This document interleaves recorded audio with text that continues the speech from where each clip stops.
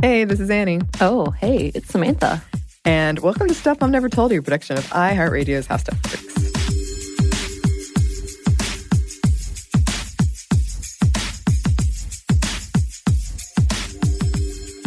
Your intros are always so much better than mine. I don't think so. It's just me playing off of you. Well, That's I what always it say is. the same thing in the same tempo. Well, I feel like it needs to be a little, I like differentiation. I want to even it out. I feel like and that was also, an insult, but that's okay. No. Also because I need to stick out somehow because the rest of the thing, the episode, I'm not really present. I disagree. So I'm like, hey, I'm here. Just so you know. I'm going to need you to be here for this one. Yes. Because this one is a bit meta. So meta. Because we're talking about women in podcasting. What? While we're women in podcasting. As we're podcasting. It's already, my mind is already getting blown. confused. We do have some stats, kind of like State of the Union stats. Google has indexed over 2 million podcasts. U.S. podcasting ad revenue came out to $314 million in 2017, and it's expected to grow to $660 million by 2020. Wow. In 2018, women are closing the gender listening gap, lagging behind men by only 9%. I have so many female friends who listen to podcasts. Oh my gosh, so many. Shout out to all of you. Right. In my head, I'm like, that doesn't seem right because I know more women who listen to podcasts than I do men. So that's surprising. The percentage of women listening to podcasts increased by 6 times when compared to men in 2017, up to 5.5 hours a week. Women only host, though, about 22% of shows. About 1/3 of the top 100 on Apple Podcasts were hosted or co-hosted by women in 2017. And I've also seen 35% by women, depending on the source, but I think that's counting like co-hosts. Right. Maybe the one man, one woman, something like that. And when asking women about the things that keep them out of podcasting, why don't they get into this industry? The most common reasons were expensive equipment, lack of experience, and self-doubt or lack of confidence. Right. And a lot of you probably remember this. Collisions recently released the Pod 22, a list of the 22 most influential people in podcasting. There were only 2 women on it, and the internet went wild. Oh. Who were the 2 women? Sarah Koenig, for sure. I can't remember the other one. Okay. They did update it, by the way. It was that much of an uproar that they were like, okay. You're right. My bad. Yeah, let's fix this. According to Edison Research, 59% of people listening to podcasts are white. 12% of podcast listeners are African American. 11% of podcast listeners are Hispanic Latino. And 7% of podcast listeners are Asian. And this has changed dramatically between 2008 to 2019, from 73% white to 59% white. And did you see we're going global?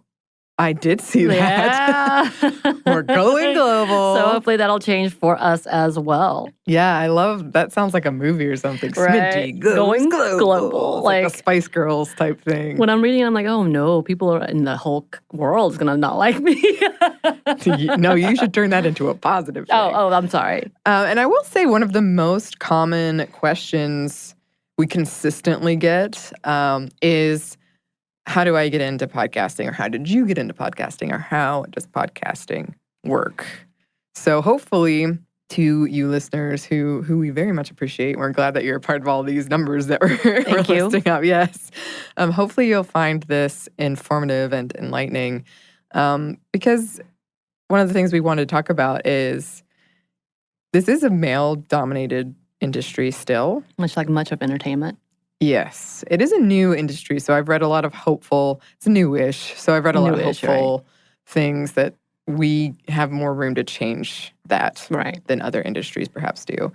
And one of the things about working in a male-dominated industry that is reliant on your voice is finding confidence in your voice, and that is so difficult. Yeah, I definitely am not there. No. I really don't know anybody, male or female, who likes their voice. But I will say that as a woman, I feel that your voice can do no right. Oh, my goodness. The constant criticism is amazing. I know. And it's for the same sound clip, you could hear too much vocal fry, not enough vocal fry. No one ever says not enough vocal fry. But something like that. I've been criticized for laughing too much and not laughing enough Right. in the same thing. But yeah, upspeak, vocal fry, giggling, the advice I've gotten from old dudes who seem to genuinely believe that they are helping me. Here's how you should podcast, young lady. Wow. Yeah, so much. The trolls who tell you that they're just angry because you're too ugly to get any. Like, that has nothing to do with your voice or okay. I haven't seen that yet, so thank goodness. Well, Yet. And it all basically boils down to shut up, go away. Right. I don't want to hear you. Well, I've seen enough about, you're too liberal. This is another social justice warrior. La la la la. And I'm like, sure. You do understand this is a podcast about feminism, so therefore hard to steer away from those topics, yeah. And in that environment, when you have self-doubt, when you do struggle with imposter syndrome, which is kind of what we're talking about today, podcaster imposter syndrome, super fun to say, it is difficult to have any real idea if what you're doing is in any way valuable or good. Right. Because you're bombarded with criticism. So much criticism. Yeah. And when I first started podcasting, one of my bosses bought in a vocal coach, which sounds great. I was really excited about it. But this vocal coach pretty much told me all the stuff you hear about how to sound less like a woman. Stop vocal fry. Don't sound so questioning. Don't. All the things that I associate with being kind of a natural conversationalist. Right. Don't do those things, which might be good advice for success if you're trying to maintain the status quo. I mean, probably, yeah. A lot of advice I see for female non-binary podcasters out there does make me cringe or feel uncomfortable because it does seem to boil down to it's a man's world, be more masculine. Right. But not too much. But not too much. That's ridiculous. And then if you're self-conscious about your voice on top of all that, it makes you sound the cursed less authentic. Right. Yeah, which is another pretty female-specific criticism I often see. Yeah, with the fact that I'm very new to this world, I can't tell you how much I hate my voice. I do not enjoy listening to myself. And I know it's a general thing for most people, but now having to purposely listen to myself like every week causes me this amount of anxiety where I have to really sit down and be like, okay, breathe. You have to listen. You're going to be okay. You're going to be okay, which, by the way, I have to say it out loud to myself. So that's just, on top of already having to hear myself. And I've been very humbled with the fact that I used to be critical, too, of female voices in general, just whether it's, they're too shrill, they say like too much, they do this or that.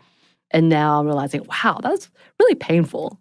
That's really painful. Even if you think you're talking to no one, like you're just saying it to yourself or saying out loud to your friend, or you just randomly just tweet out there. Is that the word? Tweet? I think that's what the kids do. Tweeted? Yeah. The word I say usually is a bad word, so I'm not going to say it.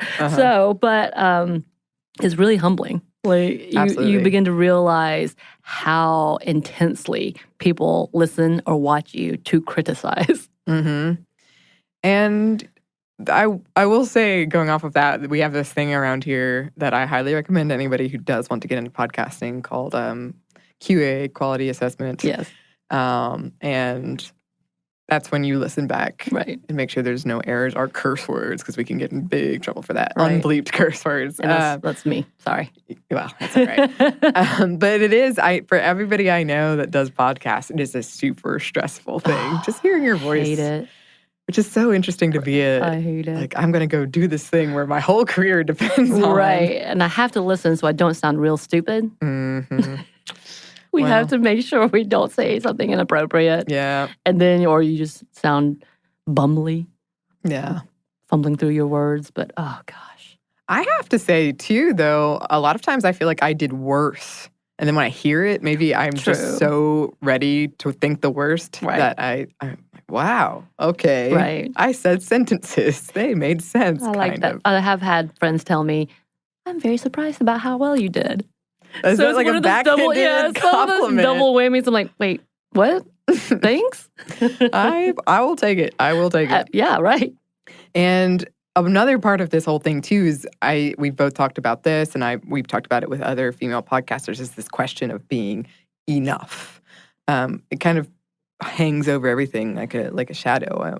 Being not qualified enough, not authentic enough, not likable enough. Oh, likable. When I got offered this job, I remember I wasn't expecting it at all, and I curled in on myself and tried to list all the reasons why I wasn't qualified. And my boss stopped me and was like, "No, here's what I see." Right. I would say a huge yeah to that. I'm still not sure what I'm doing. Mm-hmm. Like, I question every day, why am I doing this? As well as, at first I came in as, we did our guest series, and I'm like, I know social work, so therefore I can give my 2 cents to this, and I'm passionate about that. But as we're going into this journey, my whole thing is, can I represent women well? Can I represent the female population? Can I represent people of color? Can I represent adopted kids? All of these things that I feel like, no, I'm not good at being a human. You're very good at being human. And then also just being, again, relatable Mm-hmm. or going beyond. And also my constant fear of making a mistake, Yes. constant fear of offending someone that I have no intent of, and being more harmful than helpful. Yeah. And it's such a huge thing that I constantly battle with. Why am I doing this?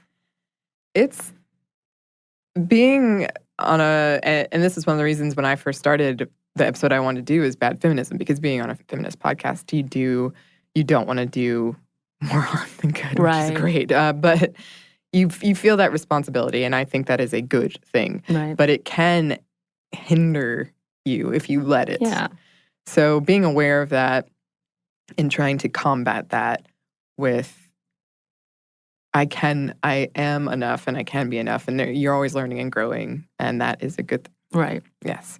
But all of this brings us to imposter syndrome. What? Yes. What I feel like comes up all the time on this show. And there have been past episodes that went more in depth in it than we're going to. But for the purpose of this episode, we did want to give some quick definitions, as we like. From Psychology Today, imposter syndrome is a psychological term referring to a pattern of behavior where people doubt their accomplishments and have a persistent, often internalized fear of being exposed as a fraud.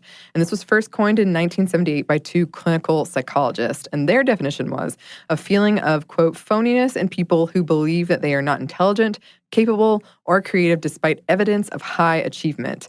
These people also live in fear of being found out or exposed as frauds. And their paper goes on to include this. Since success for women is contraindicated by societal expectations and their own internalized self-evaluations, it is not surprising that women in our sample need to find explanation for their accomplishments other than their own intelligence, such as fooling other people. And you might attribute your success to luck or timing or even looks, things like that. Right. I definitely will say, again, pertaining to this podcast, is people I knew. Because I will say I was privileged enough to have a network and connection to be here. However, the part of that is also I guess I've proven myself enough to you. Yes. And then our boss that I can maintain, hopefully, because I'm still very new, who knows. But all of that to say is like I'm here by accident, and that's a definite part of, holy crap, what am I doing? Well, that's an interesting thing too, is a lot of times when people ask me, how did you get into podcasting? And for me and most people I know, because most people at this company, well, not anymore because we've expanded so much, but a lot of us got into it when it was kind of an accident because it was a really new industry. And none of us were like, we're going to get into podcasting. It just kind of happened. Right. So I feel like I can give you advice, but it's such a different game now. Right. Yeah, when people ask me, how do you get into it? How did you do this? Because I did have someone get really excited. And they're like, oh, we want to do this. And I kind of just looked at them like, well, I already have a foundation that was created for me, which is the privilege for me. That's it. Yeah. It's, listeners, I will happily give you advice. I just think it's hard to compare experiences. Right. I have like some other things I can lend advice on. But, and I remember the first episode we did, how are we failures? Yeah. When my friends heard that episode, some of them were really upset because they told me, I always looked at you and thought you would never feel that way. And the fact that you felt that way and I feel that way, I cannot continue like listening and knowing that. And wow. Yeah, and that made me, I think everyone feels this way. Right. On some level. And I think specifically for those who identify as female, we've been taught to feel that way anyway. Like that's an automatic thing to be the second-class citizen, be the support, and never be the face of. Mm-hmm. So on top of that, if we're not perfection, then we failed. That's this whole level. I don't think it's.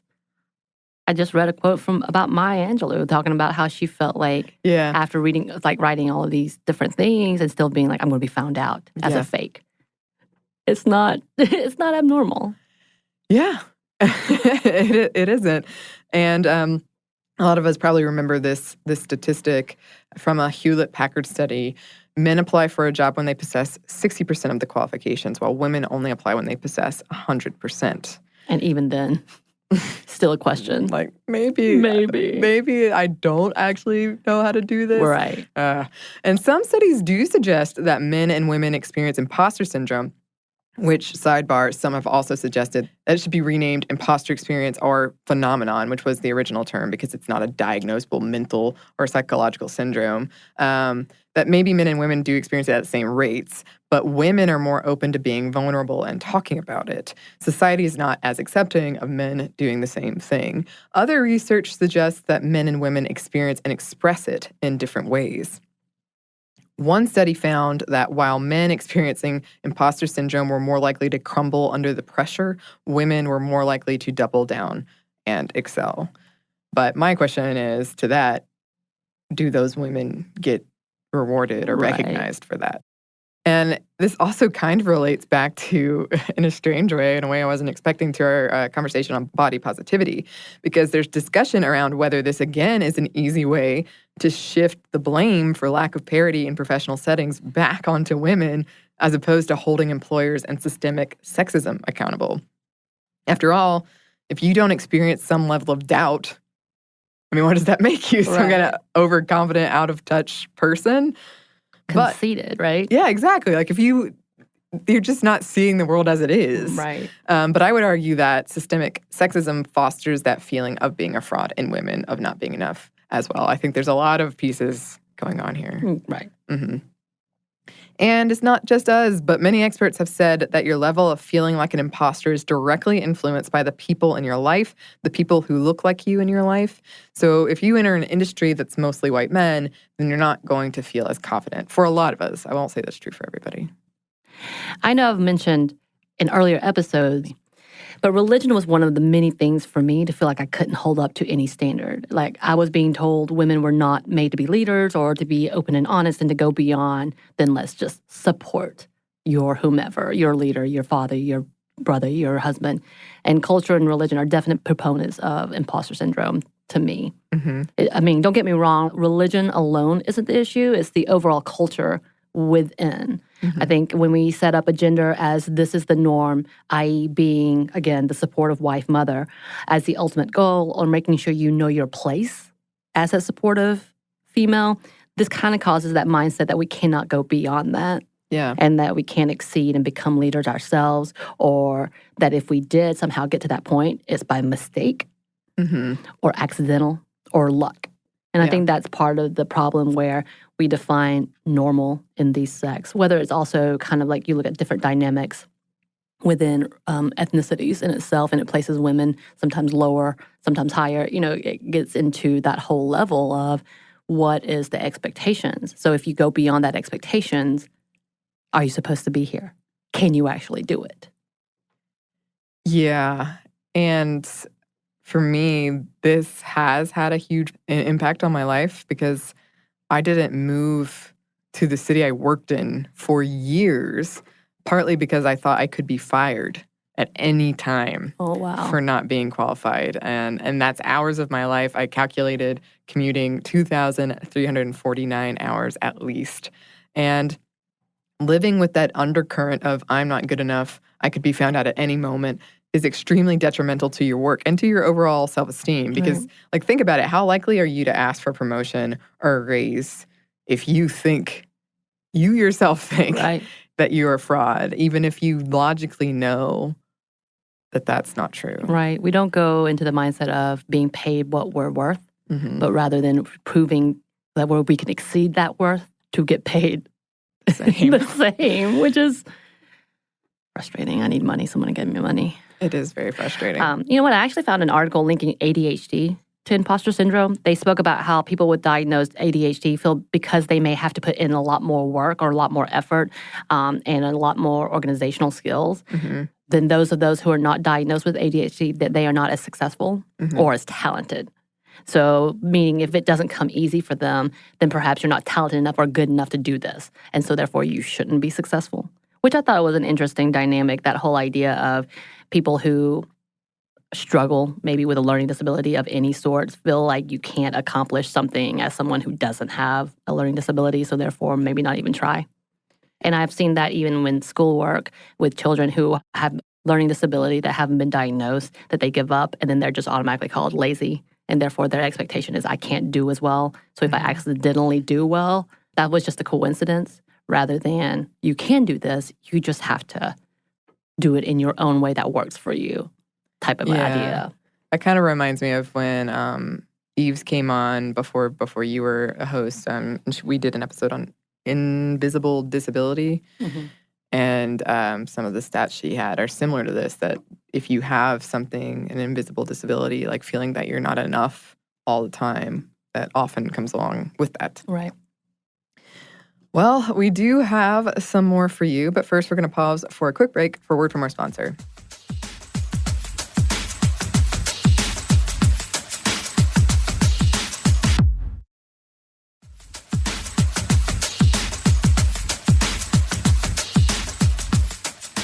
And we're back. Thank you, sponsor. Thanks.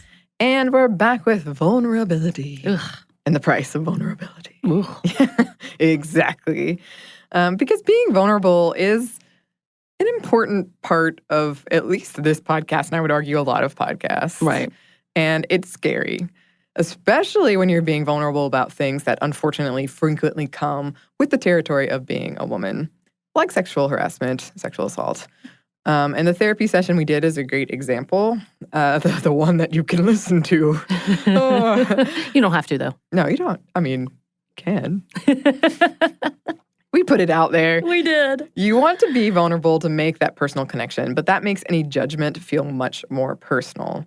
And that's not to mention the real-life impact of doing something like that. It doesn't go away after the recording light goes off. It sticks with you. It influences your life. And people who might listen to that episode for the first time years later and email you about it or tweet you about it when you've totally forgotten it or moved on. And on top of that, I've been more open on this show than I have been with most people in my life because it's my job and because I want to. But it does come with the price. Right. And I'm thinking, I loved one of the reviews that we had about our therapy session about how it was the inner workings of the Lost Girls. The Lost Girls. We need to start a club called the Lost Girls, Samantha. I was like, well, you know, he's not wrong. No. I don't know why I assumed it was a he. The way it made it sound, like what his language, so I apologize if it wasn't a he. But that's what I was like, I can't disagree. I can't disagree because we're definitely opening up about the fact that we don't know everything. And we definitely want people to know we're not necessarily experts, but we can research. We can research and we can be vulnerable. Right. I'll never forget a professor told me once I had kind of made this very bold choice in a play. And then afterwards I was really upset about it. Aww. And not because it went well, but it's just painful. And oh, yeah. He said, I wish for you that one day you would realize that this is your strength. This is not a weakness. Oh, yeah. That's nice. It was really nice. But what's not nice, going back to, is sexual harassment. that is unfortunately a part of this job when you're talking about social media and reviews. Almost all of the early negative reviews about me called me a little girl. They questioned my authority, my credibility, said something about how I'm either a slut or a prude. Don't ask me how. Which, when you have past sexual trauma, can be hugely damaging. Right. And one of the things about that is people don't realize you're talking about someone else. Yeah. And they think it just goes to avoid. Yes. And I'm not really sure. I guess that's whole in personal interactions where you don't remember there's an actual human being until you sit down with someone and they just say whatever the hell they want because they don't see consequence. Right. And that's just a sad part of that too. Yeah. Some good advice from my coworker, our coworker Lauren, is she always says, remember, it was just like a shade of you. Like it was a digital version of you that they were criticizing that for 1 hour that they don't know. So anyway, a question that has come up in our office several times, and particularly from me, because I'm curious about it, is does this constitute as sexual harassment when your job requires you to interact with commenters or trolls that are sexually harassing you? Can we just block them? Yeah, but you still have to interact in some way.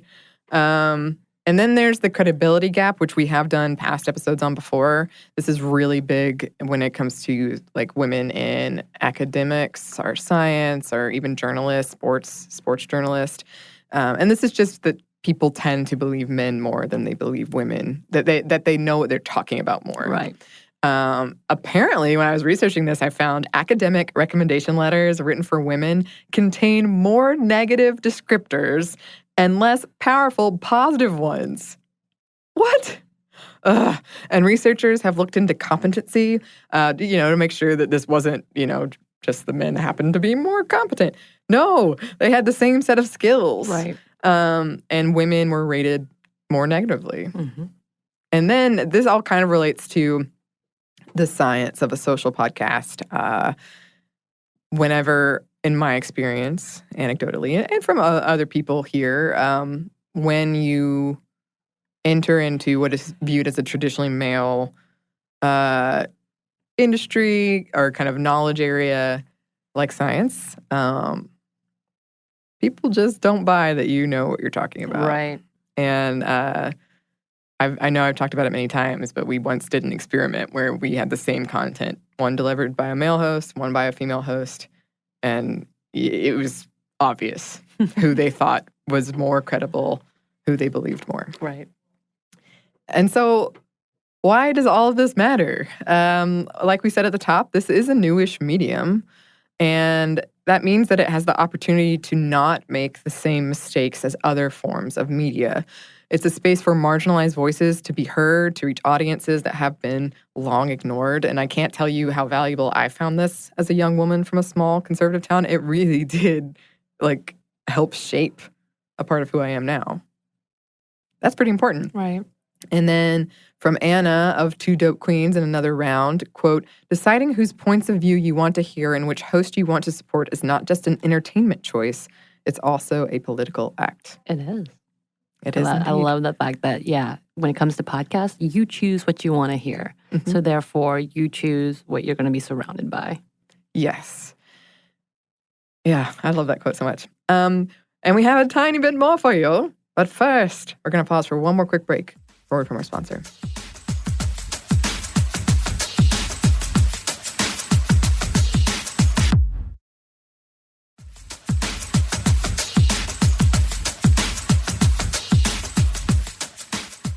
And we're back. Thank you, sponsor.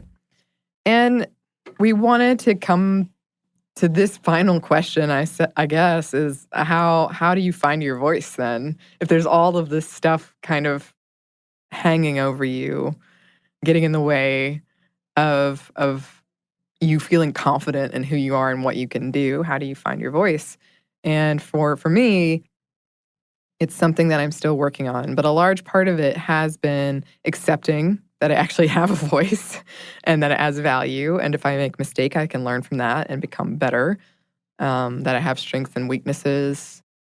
And I don't know, you can grow. You can grow. And you don't have to, I think it's great to listen to other podcasts and pick out the things you like from them. But don't try to imitate anyone. Right. Or, I mean, you can and you can be successful that way. But if you're trying to figure out your own voice, don't try to compare yourself too much. I like how they presented this, or things you like about it, and then incorporate that, learn from that, grow. Right. I think for me, it's about passion. What are you passionate about? And that's always kind of been my focus in life in general. When you meet someone that is passionate about something, if it's not the same thing as you, you still catch on a little bit because it gets exciting. Yeah. And I think that's what it is. To find your voice is to learn passion for other things outside of yourself. But then when you are passionate, be honest with it. Be open with it. And I think that's, you and I got together because I'm very passionate about talking about women and trauma. I'm very passionate in talking about social justice for those who identify as female and those who are marginalized in any least way whatsoever. That's kind of my whole niche. And so finding my voice is, how do I represent something better and bigger? And that is, especially now, especially trying to find a way out of this muck of, because our culture right now has such a divide, and it's so painful just looking beyond. Can you find who else is fighting? And that's one of my favorite things, is finding the voice to see who else is out there doing things and you can make changes with and hopefully get a bigger picture of something. And obviously, as we've already spoken, I've made many mistakes. I've said things incorrectly, and I've had people call me out, and I love that. I hate it, but I love it. Right. In the sense of like, okay, now let's fix it. And I think that's the most important thing, is that we learn and we grow together once again. And finding that voice is being willing to learn. Yes, absolutely. And we've said this before in many episodes, learning to identify valuable, trusted sources of criticism and compliment. Right. And then learning to identify where your self-doubt is coming from and working on that. That's probably just good advice in general. That's too real. It's too real. What else is too real? Our recommendations. That was a weird segue. I liked it. I'm so good at transitions. I will take my own compliment. Better at me. Come on, get it. One is Work It, WERKIT, WNYC's annual podcast festival. And they have a goal of getting to 50% of podcasts hosted by women relatively soon, I think, within like 3 years. And they do have programs, I believe, they'll fund or sponsor people to go. So if funding is an issue, definitely check out their site and see what opportunities are available to you. There's Spotify and Google. They have programs designed to increase diversity in podcasting, including training, mentorship, and the possibility of funding. And I would say, and I love when listeners send in their podcast, or like they'll send in, I'm kind of thinking about doing this. I'd love some advice. Just get out there and do it. And we would love, keep on sending us what you're doing. I love it. It's so fun. Because people have some great ideas that I would have never thought of. I know. Obviously, I didn't think of this one either. Thanks, Kristen. I mean. yes, thanks, Kristen. There's a whole big world out there, like we said, though. Yeah, and for those of us who are on a bigger platform, stop reading criticisms. Oh, yeah. And review. That's like the joke, but it's true. It's the number one. When I found out you were reading them, I'm like, what are you doing? Yeah, everybody was like, stop. And I'm like, but I want to know what's happening. No. And I've learned people love to complain and people hate changes. And that's fair. I do too. I hate changes too, unless I'm the one who's making the change, sure, right? Yeah. And yeah, you talked about Lauren from Savor, your other co-host, who is a part of our network. She did. I asked, that's the first thing I asked everyone. I asked you, I asked Lauren, I asked Kristen and Caroline. I'm like, how do you deal with these types of criticism? I already hate hearing myself talk and then having people voice how awful we are is just detrimental. Like it for me, because I want to please everyone and make everyone happy and be the best at everything, which obviously I'm not. But she was just talking about you have to, once again, talk about it's just the shade. It's just the personality that you portray, as well as people are displacing? No, that's not the word. Projecting? Projecting, yeah. People are projecting onto you their own insecurities or their own fears or that what they, despise about whatever. And it's not about you. Yeah. And I'm having to be like, okay, you're right. I have to hear that. I have to hear that this is a bigger picture than me as an individual. But I guess it's so weird because overall, I kind of want to just I've grown up wanting to be under the radar and to all of a sudden not be under the radar. Not that I'm big or famous or anything, but it's just kind of like, this is super weird. It is. It takes some adjusting. A lot of adjusting. Yeah. I think I've mentioned it on this show because I love it so much. I have a modern art montage of my favorite insults I've ever received. I'm hoping to get it framed. Oh, my goodness. Oh, my gosh. When I first started, one of my jobs was reading through the reviews of our podcast and listener mail. I said that in a mean way. I love listener mail, but it was way too much. It was way too much. And it was brutal. The reviews, I remember reading them for Stuff You Missed in History class, which was hosted by two intelligent, articulate women, and a decent chunk of those reviews were just tearing down their voices. And I internalized that. That was one of our most popular shows. And I was like, but look at all of this negativity. And when I was comparing myself to them, I thought, I could never. I'm not as good as them. Right. What would happen if I was hosting this? And yeah, that holds you back. Right. I eventually got past it, luckily, but those hosts, by the way, they left. Because of that? Mm-hmm. Damn. Yeah. Y'all, don't be mean. But you know what? I will come back and say the compliments and the people who have been really supportive, because we've definitely gotten a lot of those as well. Yes. Those are some of my I will say the last few, I did read it again. I'm a bad example of myself, but have been really nice. Oh, and it's so valuable. Right. It is so, I don't think, we've said it before, I'll say it again, I don't think we can express how much it means to just, even a little note, hey, love the show. Right. Thank you for trying. You're doing good. Thank you for trying. That's a backhanded compliment again. I would take it, but... Yes. I'm trying to think of someone that actually said that. Thank you for trying. That's something you say when you're like trying to open a pickle jar. That's what I usually say to kids who have like not done so well in their grades maybe. But I'm like, but you tried and I'm proud of you. Mm-hmm. But it's true. It's true. A for effort, as they say. A for effort. I always say good effort. No. I think you should put in some effort and not the minimum of effort. We're getting off track here. Sorry, but no, yeah. I think in general, having those types of things coming back at us and just having people message us in a personal manner, calling us by our first name and then agreeing or disagreeing, whatever. It's really nice too. It feels like I'm talking to my friends. Yeah, when people are like, it's like I have these best friends in my ear and my heart is always so warm. Yes. So we love you and you're very valuable. Yes. Thank you for listening. And thank you for caring about us even though we feel like we're not doing it right sometimes. Yes. And we're all learning and growing together. And